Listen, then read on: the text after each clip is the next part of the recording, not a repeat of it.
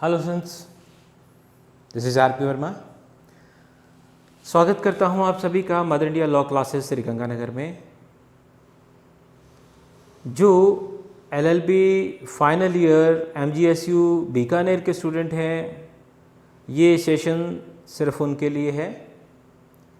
देखिए बच्चों, एग्ज़ाम आपके डिक्लेयर हो चुके हैं, डेट शीट आ चुकी है, 17 जुलाई से एग्ज़ाम है।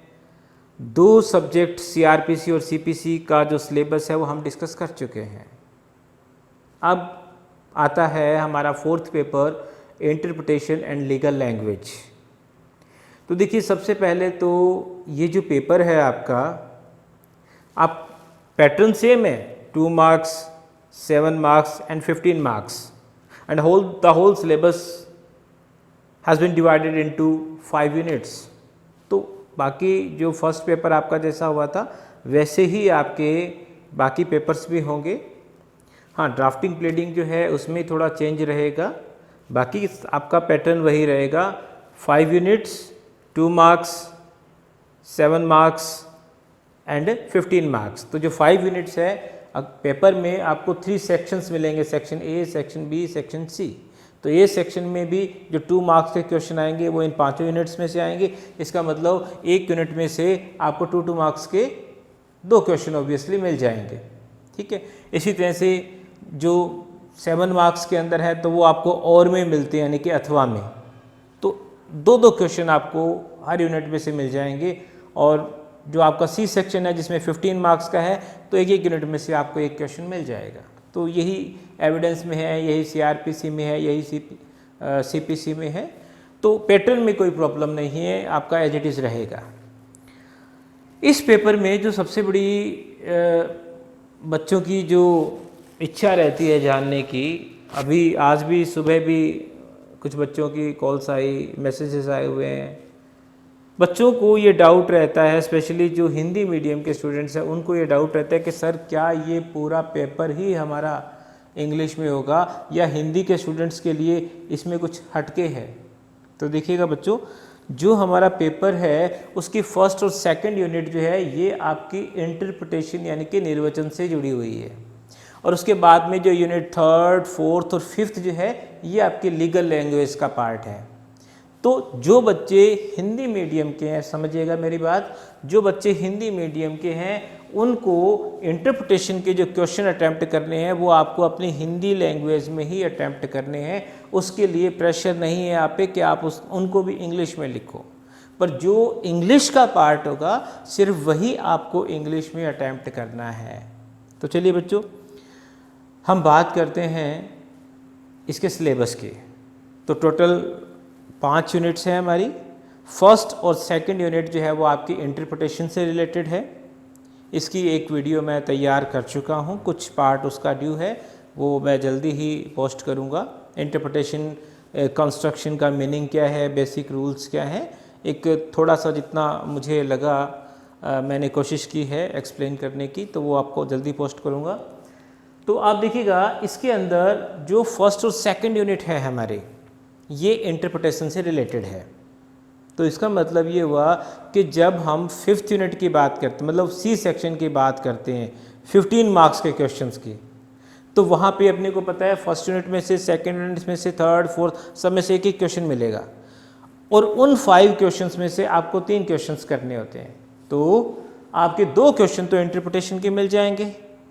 अब जो बच्चे हिंदी मीडियम वाले अगर ये सोच रहे हैं कि वो इंग्लिश का कुछ ना करके जाएं तो भी कोई प्रॉब्लम नहीं होगी, उनको मैं बता दूं कि आपको जो सी सेक्शन है जहाँ पे आपको 5 क्वेश्चंस मिलेंगे, उनमें से सिर्फ 2 क्वेश्चंस ही आपको इंटरप्रिटेशन के मिलेंगे।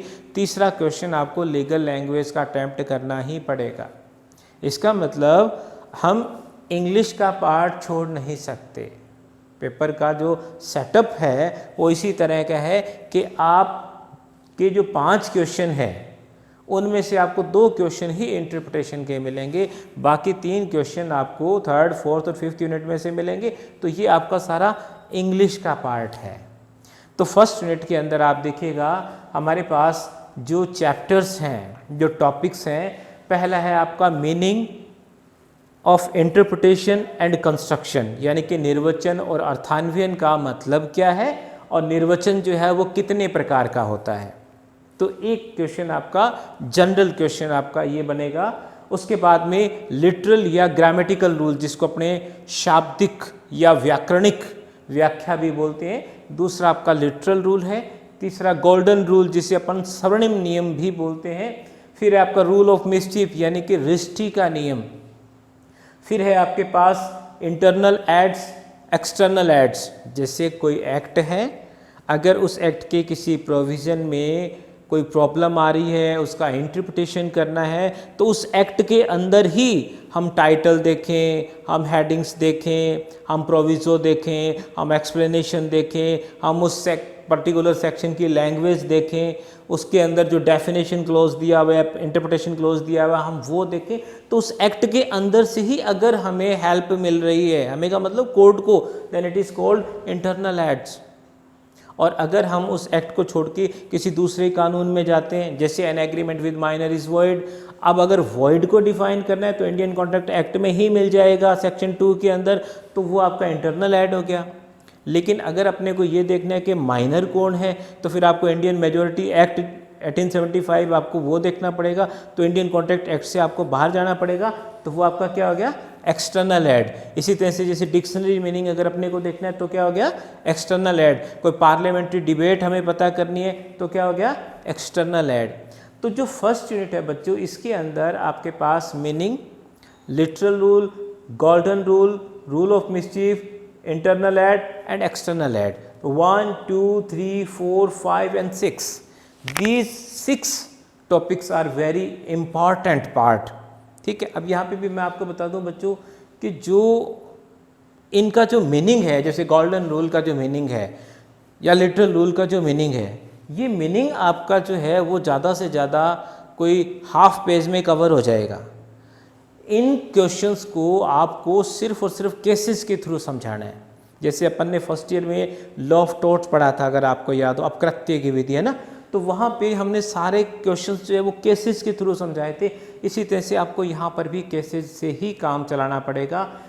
और दूसरी बात ये है कि जो केसेस आप लिटरल रूल में नोट आउट करेंगे, उनमें से कुछ केसेस आपके गोल्डन रूल में काम आ जाएंगे। जो आप गोल्डन रूल में अप्लाई करेंगे, उनमें से कुछ आपके जो है वो इंटरनल ऐड, एक्सटर्नल ऐड में भी काम आ जाएंगे। तो जो नंबर ऑफ केसेस हैं वो ज़्यादा नहीं है, तो इसलिए कोई डरने वाली बात नहीं है कि आप सोचो कि सर हर क्वेश्चन में अगर हम 5-5 केस लिखें तो फिर 6 क्वेश्चन में तो 30 केसेज हो गए। नहीं, ऐसा नहीं है। एक केस आपका अलग अलग जगह काम आएगा। तो आप यहाँ देखिएगा, अब ये जो आपकी फर्स्ट यूनिट है, मेरे हिसाब से अगर मैं इसमें से भी मोस्ट इम्पॉर्टेंट पार्ट अगर देखो इसमें से भी, तो आप इंटरनल ऐड और एक्सटर्नल ऐड को अच्छे से पढ़ के जाएं। उसके अलावा जो आपका गोल्डन रूल है, ये आप अच्छे से पढ़ के जाएं। फिर आते हैं हम सेकंड यूनिट के अंदर। तो देखिए बच्चों, सेकंड यूनिट के अंदर एक तो हमारे पास चैप्टर है एडजुस्टेंट जेनरिस एंड नॉसिटरे सोसेस। जनरली इन ये 2 लीगल मैक्सिम्स हैं आपकी, जनरली इन पे लॉन्ग क्वेश्चन नहीं बनता, लेकिन अगर ये दोनों एक साथ पूछी जाएं तो लॉन्ग क्वेश्चन भी आप तैयार कर सकते हैं। अदरवाइज 2 मार्क्स में इनका मीनिंग पूछ लिया जाएगा या फिर 7 मार्क्स में इनकी एक्सप्लेनेशन पूछ ली जाएगी, लेकिन वो सेकंड यूनिट का एक इम्पॉर्टेंट पार्ट है। तो यहाँ पर भी देखिएगा, एडजुस्टेंट जेनरिस, जिसको अपन सजातीयता का सिद्धांत बोलते हैं, है ना भाई। कोई वर्ड्स हैं भाई, जैसे मान लीजिए 2-4 वर्ड्स हैं, जैसे अपन वेजिटेबल्स की बात करें भाई, आलू है, गोभी है, भिंडी है, इस तरह से अपन कोई 5-4 वेजिटेबल्स की बात करें और लास्ट में लगा दें एटसेट्रा, या अपन कुछ मिठाइयों की बात करें और लास्ट में लगा दें एटसेट्रा। अभी जो एटसेट्रा, इसका मीनिंग क्या होगा? तो भाई एटसेट्रा का मीनिंग आप जनरल वे में नहीं ले जा सकते। एटसेट्रा का मीनिंग आपको वही लेना पड़ेगा जो इससे पहले जो वर्ड्स थे उनका। इसका मतलब ये हुआ कि अगर किसी पर्टिकुलर जात के, यानी सजातीयता का, देखिए एक पर्टिकुलर कास्ट के अगर लोग खड़े हैं और उनमें से एक ऐसा पर्सन खड़ा है जिसकी कास्ट आपको नहीं पता, तो ये मान लो कि बाकियों की जो कास्ट है उसी के अकॉर्डिंग वो भी उसी की कास्ट। तो यहाँ पे मतलब एक एग्जांपल मैं आपको बता रहा हूँ भी, एक कैटेगरी है सजातीयता का सिद्धांत। क्यों इसको सजाती बोलते हैं?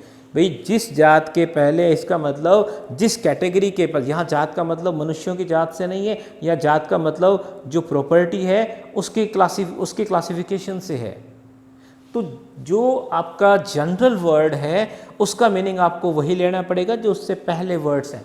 तो ये आपका एक्जिस्टेंस जनरस है।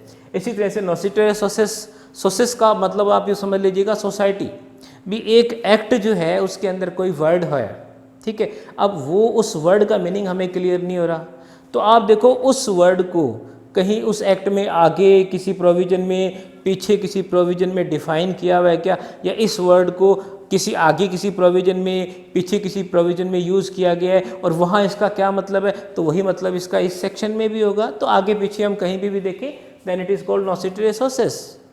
तो एक ये आपको पार्ट मिल सकता है, लेकिन इसको 15 मार्क्स के बजाय अगर आप 7 मार्क्स के हिसाब से तैयार करें तो ज़्यादा बेटर है। फिस्कल स्टैट्यूट्स, जितने भी हमारे टैक्सेस रिलेटेड लॉ हैं, जैसे आपका जीएसटी आया, ठीक है, सेल टैक्स का आपका कानून था, इनकम टैक्स के अंदर बहुत सारे अमेंडमेंट्स होते रहते हैं। तो ये जो कंस्ट्रक्शन ऑफ फिस्कल स्टैट्यूट्स हैं, कर कानूनों के, ये जो कर कानून हमारे जो सामने आते हैं, इनका कोर्ट किस तरह से इंटरप्रिटेशन करता है, ये आपका फिस्कल स्टैट्यूट्स के अंदर आ जाएगा। फिर है पेनल स्टैट्यूट्स, जो आपके दांडिक कानून है, यानी कि जो जैसे आईपीसी है, सीआरपीसी है, और ऐसे लॉज हैं आपके जो पनिशमेंट रिलेटेड हैं, जहाँ पे पनिशमेंट दी जाती है, तो उनका जब इंटरप्रिटेशन किया जाता है तो क्या थ्योरी अप्लाई होती है। तो इंटरप्रिटेशन ऑफ पेनल स्टैट्यूट्स, देखिए आप लोगों ने कई बार ये सुना होगा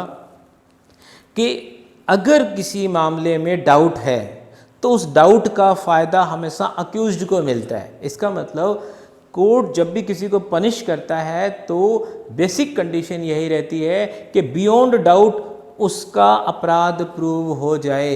वो बात आपको यहाँ पे बेंथम की कंसेप्ट थी, वो बात आपको यहाँ पेनल स्टैट्यूट्स के अंदर मिलेगी। तो किस तरह से पेनल स्टैट्यूट्स को इंटरप्रेट किया जाएगा, ये क्वेश्चन है। फिर है आपका कॉन्स्टिट्यूशन रिलेटेड इंटरप्रिटेशन। भाई आप कॉन्स्टिट्यूशन का, जैसे आपको पता है supreme court is the final interpreter of constitution, है ना। तो सुप्रीम कोर्ट में जब कोई मैटर आता है, या इवन हाई कोर्ट में जब कोई मैटर आता है और किसी कॉन्स्टिट्यूशनल प्रोविजन के इंटरप्रिटेशन की बात हो रही है, तो आप ध्यान रखिएगा फर्स्ट ईयर के अंदर जब हमने पढ़ा था पिथ एंड सब्सटेंस, याद आ रहा है, रूल ऑफ एक्लिप्स, है ना, नेक्सस रिलेशन का, तो वो जो हमने फर्स्ट ईयर के अंदर आर्टिकल 13 के अंदर जो हमने पढ़े थे, प्रिंसिपल ऑफ वेवरशिप, है ना, वो सारे के सारे प्रिंसिपल आपको यहाँ एक्सप्लेन करने पड़ेंगे विद केसेस। तो आप देखिएगा सेकंड यूनिट के अंदर कॉन्स्टिट्यूशन के इंटरप्रिटेशन का है, पेनल स्टैट्यूट्स के इंटरप्रिटेशन का है, फिस्कल स्टैट्यूट्स के। तो मेरे हिसाब से अगर 15 मार्क्स की अगर हम बात करें तो ये 3 क्वेश्चन आपके 15 मार्क्स के हिसाब से बहुत इंपॉर्टेंट है। अब यहाँ पे एक छोटी सी प्रॉब्लम और है बच्चों, जो चीज़ आप फर्स्ट ईयर से पढ़ रहे हैं, मैं सारे बच्चों की बात नहीं कर रहा, जिन बच्चों की बात कर रहा हूँ वो मेरी बात समझ जाएंगे कि जो आपके पास में वो पतली सी एक बुकलेट है जो आपको फर्स्ट ईयर में भी और सेकंड ईयर में भी अच्छी लगी है, वही आप यहाँ पर भी पढ़ रहे हैं। तो आप, मैं उस सीरीज़ की बात कर रहा हूँ, नाम नहीं लूँगा, तो आप यहाँ ध्यान रखिएगा कि उसमें शायद, बट मैंने देखी नहीं है, स्टूडेंट्स ने मुझे बताया है, उसमें फिस्कल स्टैट्यूट्स और पेनल स्टैट्यूट्स के क्वेश्चन नहीं हैं। तो आपको यहाँ पे नुकसान हो सकता है। आप एक बार चेक कर लीजिएगा कि आपके उस सीरीज़ के अंदर ये पोर्शन है कि नहीं है, और अगर नहीं है तो आप मुझे मैसेज कीजिएगा व्हाट्सएप पे, मैं आपको उसकी पीडीएफ जो है वो प्रोवाइड करूँगा, हिंदी में भी है और इंग्लिश में भी है, कोई प्रॉब्लम नहीं है। लेकिन भाई आपको मेरे लिए भी छोटा सा काम करना पड़ेगा, मुझे बताना पड़ेगा कि आपने मेरा चैनल सब्सक्राइब किया है कि नहीं किया, है ना। चलो हिट वाज ए जोक, आपकी मर्जी है करें कि ना करें। तो ये आपके पास सेकंड यूनिट के अंदर ये फिस्कल का, पैनल का और कॉन्स्टिट्यूशन का, ये 3 आपके क्वेश्चन हैं। और इनमें से भी अगर हम थोड़ा सा और कहें कि सर लास्ट में हम कौन सा क्वेश्चन पढ़ के जाएं, तो फिस्कल और कॉन्स्टिट्यूशन जो है वो एक अच्छा पार्ट है हमारा। उसके बाद में आ जाओ बच्चों, फिर हम बात करते हैं 3rd, 4th और 5th यूनिट यहाँ पे जो हिंदी मीडियम के बच्चे हैं उनके लिए थोड़ी सी मुश्किल रहेगी। बाकी देखिएगा भाई एग्ज़ाम ऐसा तो है नहीं कि आप फर्स्ट टाइम दे रहे हैं, बहुत सालों से हमारे पास इंटरप्रिटेशन का के साथ लीगल लैंग्वेज का पार्ट रहा है और बच्चे सारे ही पास होते रहे हैं। ऐसा नहीं है कि जो हिंदी मीडियम के बच्चे हैं वो इस पेपर में आके फेल हो जाते हैं, तो कोई डरने वाली बात नहीं है। क्योंकि आप देखिएगा जब आपके 2 क्वेश्चन इंटरप्रिटेशन के बहुत अच्छे से हो जाएंगे तो फेल होने का तो मतलब ही नहीं है, तो डरने की बात नहीं है। लेकिन कोशिश ये कीजिएगा कि आप इस पोर्शन को भी कवर करें। तो जो आपकी 3rd यूनिट है बच्चों, इसके अंदर लीगल फ्रेजेस एंड टर्म्स, तो लीगल फ्रेज तो आप छोड़िएगा, हम बात करते हैं लीगल टर्म्स की। तो यहाँ पे आप देखिएगा कि जो सिलेबस यूनिवर्सिटी ने प्रोवाइड किया है ये आपको यूनिवर्सिटी की वेबसाइट पे भी मिल जाएगा। उसके अंदर कुछ लीगल टर्म्स दे रखे हैं, अगर एक बार आप उनको गो थ्रू कर लें तो भी काम चलेगा। अब देखो लीगल टर्म्स, तो जो बच्चे हम जो शॉर्ट क्वेश्चन तैयार करते आ रहे हैं 1st year 2nd year final year से, वो एक्चुअल में क्या है लीगल टर्म्स। जैसे मान लीजिए आपको दे दिया de facto guardian, legal term होगी कि नहीं होगी? ठीक है, आपको बोल दिया D zero guardian, legal term होगी कि नहीं होगी? आपको बोल दिया अडॉप्शन, लीगल टर्म होगी कि नहीं होगी? हकशुफा, लीगल टर्म होगी कि नहीं होगी? तो वो जो अपन शॉर्ट क्वेश्चंस 2 मार्क्स के तैयार करते आ रहे हैं ना, वो सारे के सारे लीगल टर्म्स हैं। उनमें से कोई 7 मार्क्स में भी आ जाता है, यानी कि जो डेफिनेशन बेस्ड आपके जो वर्ड्स हैं, जैसे अकम्प्लाइज एविडेंस के अंदर आपने अकम्प्लाइज से अपराधी पढ़ा होगा, तो वो सारी की सारी आपकी लीगल टर्म्स हैं। तो 3rd यूनिट के अंदर अपने को लीगल टर्म्स, अब मान लो 3rd यूनिट के अंदर अगर हमें एक लॉन्ग क्वेश्चन मिले तो वो क्या करेगा, कुछ लीगल टर्म्स, जैसे आपका 15 मार्क्स का है तो 5 मार्क्स के 3 लीगल टर्म्स पूछ सकता है, या इस तरह का कोई क्राइटेरिया लगा के वो एक लॉन्ग क्वेश्चन इसमें से प्रिपेयर कर सकता है।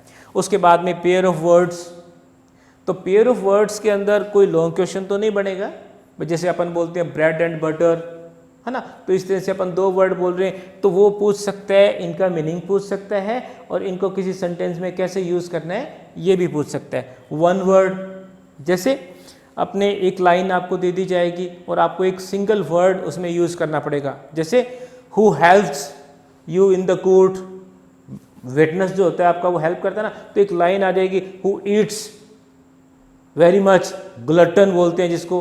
तो इस तरह से आपको एक लाइन दे दी जाएगी, आपको उसके लिए एक वर्ड लिखना पड़ेगा, that is 1 word.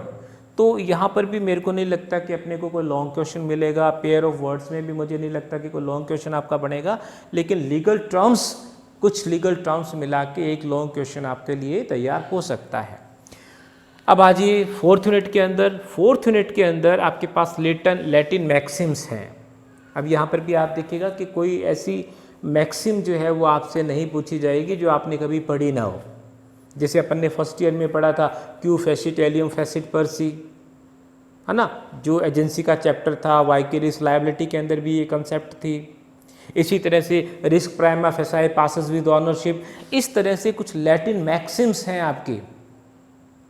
Quid pro क्यो जो कंसिडरेशन में हमने पढ़ा था, अभी एक मैंने पोस्ट किया फ्री कंसेंट का, जिसमें एक वर्ड आता है कॉन्सेंसस एड आइडम, तो वो जो इसी तरह से ट्रस्ट के अंदर देखिएगा बहुत सारी आपके ट्रस्ट इक्विटी का जो है उसमें बहुत सारे लीगल मैक्सिम्स हैं, टीपी ट्रांसफर ऑफ प्रॉपर्टी में बहुत सारी लीगल मैक्सिम्स हैं। तो जो हमने हमारे सिलेबस में पीछे कोई नई नहीं जो हमने पढ़ी है उनमें से कुछ लीगल मैक्सिम्स आपके आ जाएंगे। इसी 4th यूनिट के अंदर आपका कंप्रीहेंशन है, भाई आपको एक पैसेज दे दिया जाएगा, उसमें से कुछ क्वेश्चंस आपको बना के दिए जाएंगे, उनके आंसर्स आपको लिखने पड़ेंगे। फिर प्रेसी राइटिंग है, भाई आपको एक पैरा दे दिया जाएगा, उस पैरे को इंग्लिश में मिलेगा, उसको वापस इंग्लिश में ही 1/3 करके लिखना है। तो ज़रूरी नहीं है कि आपको ये तीनों चीज़ें मिलेंगी, इनमें से कोई एक आपको 15 मार्क्स में मिल सकता है। उसके बाद में जो हमारी 5th यूनिट है, इसके अंदर हमें एसेज मिलेंगे या फिर लेटर्स मिल सकते हैं। लेटर्स के साथ में एप्लीकेशन मेरे ख्याल से आपको ऐड मिलेगी, भाई लेटर और एप्लीकेशन इकट्ठी मिल जाए। फिर ट्रांसलेशन है, एक पैरा आपको मिलेगा इंग्लिश का, उसको हिंदी में ट्रांसलेट करना है। एक पैरा आपको हिंदी में मिल सकता है, उसको इंग्लिश में ट्रांसलेट करना है। तो जो 5th यूनिट है उसके अंदर आप देखिएगा जो हमारा बड़ा पार्ट है वो है एसेज का। इसका मतलब ये हुआ कि आपको लगभग 3 या 4 एसेज मिल जाएंगे, उनमें से कोई एक ऐसे आपको अडॉप्ट करना पड़ेगा, है ना, अटेम्प्ट करना पड़ेगा। तो यहाँ पर भी आप देखिएगा कोई बहुत ज़्यादा वाइड वैरायटीज़ आपके पास एसेज की नहीं है। जो जनरल एसेज हैं जैसे लीगल एड है, ह्यूमन राइट्स है, एनवायरनमेंट है, status of women in India है, फ्रीडम ऑफ प्रेस है, freedom of speech and expression है। तो इस तरह के जो जनरल एसेज हैं, इसके लिए भी आप एक छोटा सा काम कर सकते हैं कि पिछले सालों के पेपर्स आपको मिल जाएंगे, नागपाल जी से या किसी से भी आप मंगवा लीजिए। तो वो जो पेपर्स आपको मिलेंगे उनमें आप देख लीजिएगा कि पीछे कौन कौन से एसेज आए हुए हैं। वो जो एसेज आए हुए हैं वो एसेज जो है उनमें से आपको एक मिल सकता है। तो कोई मतलब बहुत ज़्यादा डरने वाली बात नहीं है। लेटर्स अगर हम तैयार करें तो यहाँ बड़े फॉर्मल जनरल लेटर्स आपको मिलेंगे कि भाई एडिटर को हमने लेटर लिखना है, हमने यूनिवर्सिटी के वाइस चांसलर को हमने लेटर लिखना है, हमने शहर के कलेक्टर को लेटर लिखना है। तो इस तरह से एक सिंपल, इसी तरह से कोई एप्लीकेशन है, आपकी मार्कशीट खो गई है, आप अपने रजिस्ट्रार को यूनिवर्सिटी के लेटर लिख रहे हैं, ठीक है, आप अपने प्रिंसिपल को लेटर लिख लें, कोई भाई किसी तरह की कोई क्लास में कोई प्रॉब्लम है, तो बड़ा जनरल सा है आपका। और ट्रांसलेशन का अगर आता है तो एक पैरा है इंग्लिश में दिया जाएगा, आपको उसकी हिंदी बना के लिखनी है तो वो हिंदी में लिखना पड़ेगा, और अगर हिंदी में कोई पैरा दिया हुआ है तो उसकी आपको इंग्लिश बना के लिखनी पड़ेगी। तो यहाँ पे आपकी थोड़ी सी मैं हेल्प कर सकता हूँ। मेरे इसी YouTube चैनल में जब आप प्लेलिस्ट में जाएंगे तो जनरल इंग्लिश, वो बच्चों मैंने इसी पर्पज़ के लिए तैयार किया है। उसका फ़ायदा बेसिकली कोई मतलब जो बच्चे SSC की या बैंकिंग की तैयारी कर रहे हैं उनको चाहता है, इसका फ़ायदा नहीं मिलता। लेकिन जो स्टूडेंट्स हिंदी मीडियम के हैं और जिनको ट्रांसलेशन में प्रॉब्लम आती है उनके लिए मैंने स्पेशली वो क्लासेस जो हैं वो पोस्ट की हैं। तो आपको वहाँ पे अगर आप चाहें तो जनरल इंग्लिश की क्लासेस में जाके आप उसे देख सकते हैं। तो बच्चों ये आपका सिलेबस था। तो बाय एंड लार्ज आप देखिएगा कि अगर हम बात करें सिर्फ 5th यूनिट की, तो 5th यूनिट के अंदर इंटरप्रिटेशन के 2 क्वेश्चन आपको मिलेंगे और 3 क्वेश्चन आपको लीगल लैंग्वेज के मिलेंगे। इसका मतलब ये हुआ कि कम से कम 1 क्वेश्चन आपको लीगल लैंग्वेज का तो करना ही पड़ेगा। तो यहाँ पे आपको कुछ ज़्यादा डरने की ज़रूरत नहीं है। आप एसेज जो है इन पे ध्यान दीजिए, और इधर आपका 1st यूनिट और 2nd यूनिट है, इसमें आपको रिस्क लेने की कोई ज़रूरत नहीं है। तो 1st और 2nd आपका इंटरप्रिटेशन का पार्ट है, और उधर 5th यूनिट में अगर आप एसेज पे थोड़ा सा ध्यान देते हैं तो हमारा रिस्क जो है वो अंडर कंट्रोल रहेगा। इसके अलावा जो लीगल टर्म्स हैं आपकी या जो लैटिन मैक्सिम्स हैं, इनके लिए भी आपको कहीं ज़्यादा भागने की ज़रूरत नहीं है। या तो जो सिलेबस आपको दिया हुआ है अगर आपको मिल जाए तो ठीक है, नहीं तो उसकी PDF मैं आपको सेंड कर दूंगा। तो जो सिलेबस में टर्म्स दी हुई हैं बस उतनी आपके लिए काफ़ी है। और या अगर पिछले सालों के पेपर्स आपको मिल जाए तो उनमें देखिएगा कि कौन कौन सी लीगल टर्म्स पूछी हुई हैं, कौन कौन सी लैटिन मैक्सिम्स पूछी हुई हैं, उनसे हमारा काम चल जाएगा। तो मैं मैं समझता हूँ कि आपको सिलेबस अच्छे से समझ आ गया होगा, तो कोई घबराने की बात नहीं है। दोबारा फिर मैं रिपीट करता हूँ, जो हिंदी मीडियम के बच्चे हैं उनको इंटरप्रिटेशन का पार्ट हिंदी में ही करना है, हिंदी में ही लिखेंगे। ये नहीं है कि इस पूरा का पूरा पेपर ही आपको इंग्लिश में करना है। तो मैं RP वर्मा कोशिश करूँगा कि बाकी के सब्जेक्ट्स का सिलेबस भी आपको जल्दी से जल्दी प्रोवाइड कर सकूँ। उम्मीद यही करूँगा कि अगर आपने अभी तक चैनल सब्सक्राइब नहीं किया है तो आप इस चैनल को सब्सक्राइब करें, और ज़्यादा से ज़्यादा जो LLB फाइनल ईयर के स्टूडेंट्स हैं उन तक मेरी ये वीडियो पहुंचाएं। Thank you students, thank you very much.